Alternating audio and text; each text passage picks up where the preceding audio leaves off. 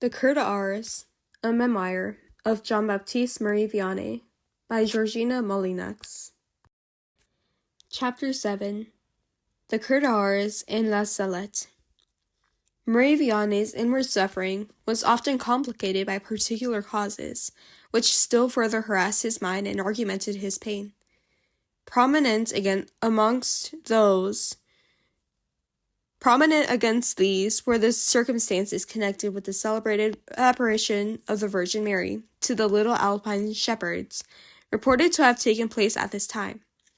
On the first announcement of this marvelous event, Vianney professed entire faith in Notre Dame de la Salette, and he blessed and distributed a number of medals representing the scene of the apparition.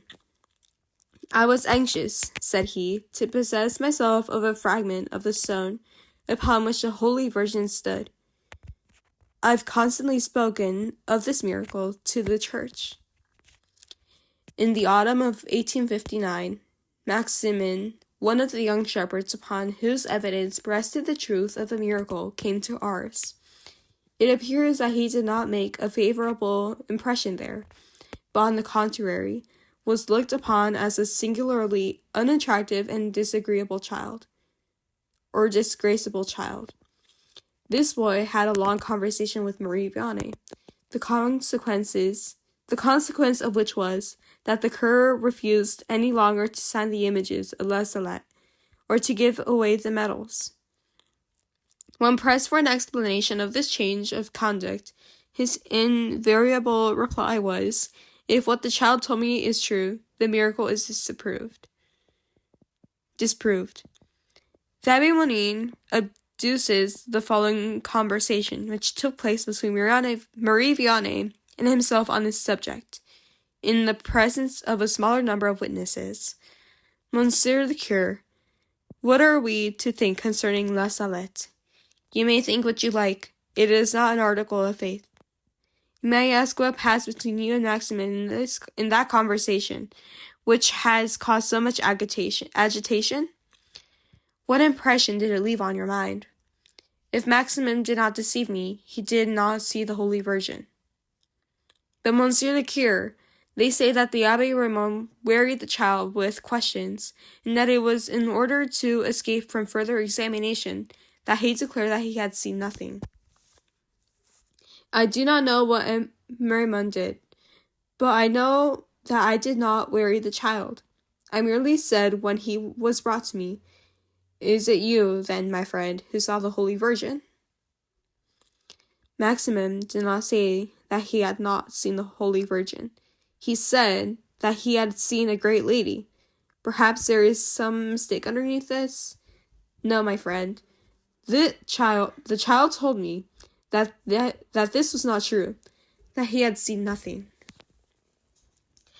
How did it happen that you did not demand of him a public recantation? I said to him, "My child, if you have spoken falsely, you must retract." "This is not necessary," replied he. "It will be good for the people. Many will be converted in consequence." Then he added, "I wish to make a general confession, and then to enter a religious house. When I am in the convent, I shall say I have told all, and have nothing more to say." To which I replied, "My child, that will not do. I must consult my bishop." "Ah, well, sir, consult him, if you will, but it is not worth the pains." After this, Maximin made his confession. Marie Vianney then added, "There is no need to be troubled about this matter. If the miracle is not true, it will fall for itself into discredit. If it is God's work, men may try as they will not be able to destroy it." Monsieur the Cure, are you sure that you distinctly heard what Maximin said to you? "Oh, very sure. Many would maintain that I was deaf. What would they not maintain? It appears to me that is not the way to defend the truth."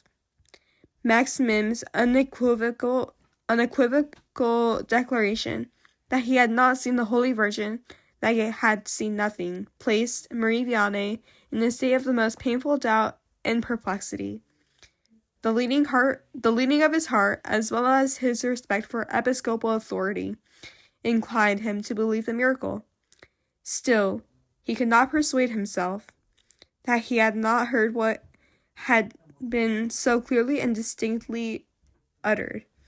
And though, when he reflected upon the mandate of the Bishop of Grenoble, he was so far influenced by the value of his authority as to affirm that the apparition might be credited, and to permit the pilgrimage, he yet struggled hopelessly against the doubts suggested to his own mind by the words of Maximin, and when he pressed for his own personal opinion, his answer still was, "Si que ton fond m'a dit est vrai, on ne peut pas y croire."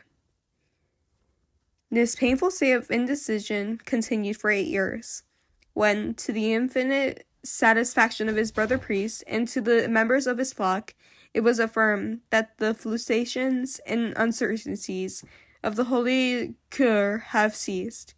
In the month of October 1858, M. the Abbé Toussaint wrote to a member of the Bar de Marseille, who was known as an author of different writings upon La Salette, as follows. Since my last letter I have received from Marie the Cure a clear explanation of his return to his previous faith, which had been shaken by the unhappy recitation of Maximin.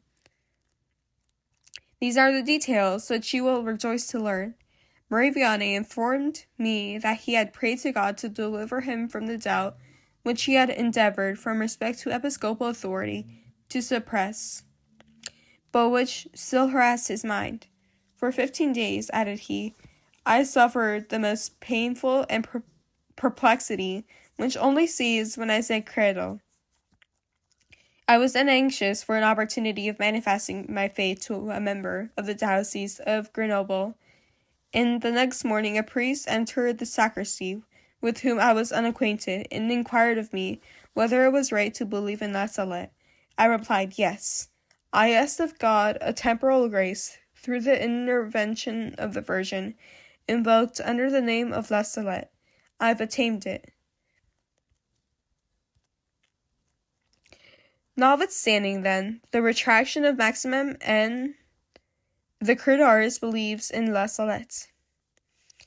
At the same epoch, M. Guillermin, canon and vicar general of Bélier, was commissioned to make inquiries of the cure concerning the circumstances which had influenced his convictions relative to this subject. He gives the following report after his visit to Ars for this purpose. Marie the Cura de Ars has endured much disquiet for almost 3 months. One night his moral sufferings were so intense that he earnestly prayed the Lord for deliverance. He thought that he should obtain this grace if he performed an act of faith with respect to the affair of La Salette, and he accordingly cried out, Credo. He was instantly delivered from his pain, comme si on lui avait fait un sac de plomb de dessus l'épaule. In order to confirm the fact which had taken place, Marie Vianney prayed that a priest of note from the diocese of Grenoble might be sent to him. The following morning, whilst he was in the sacristy, an ecclesiastic, who announced himself as the principal of the College of Grenoble, came to him, and without further preamble, proposed to him this question: Marie the Cure, what do you think of La Salette? Marie Vianney replied, I believe that not only we may, but that we ought to believe in her. Our cure has since affirmed that he has received a particular and signal grace through the intercession of Notre Dame de la Salette. Marie M. the Abbé Guerin, archpriest of the Cathedral of Grenoble, who came to Ars October 12th, gives the following account of the manner in which Vianney received him. I thank you for coming to see me. I have many things to tell you concerning Notre Dame de la Salette. I cannot express to you the anguish through which my soul has passed. My sufferings have been beyond description. Alas, in the midst of this painful agitation, I cried out, Credo. That instant, I recovered the peace and tranquility which I had entirely lost. I besought of God to send me instructed and efficient priest from Grenoble, to whom I explained my sentiments on this subject. The next day, the priest came. It would now be impossible for me to not believe in La Salette. I demanded signs in order to believe. I have obtained them. On peut et on doit croire à la Salette. Thank you for joining me in this 7th chapter of the life of the Cura de Ars. I really hope y'all are enjoying this audiobook and have a blessed day. God bless. Gracias por vernos. Suscríbete al canal de Misión Ruah YouTube ahora para que podamos seguir difundiendo la misericordia de Jesús en el mundo entero. Y no te olvides de compartir, darle un me gusta, comentar y suscribirte al canal para ser un misionero Ruah más.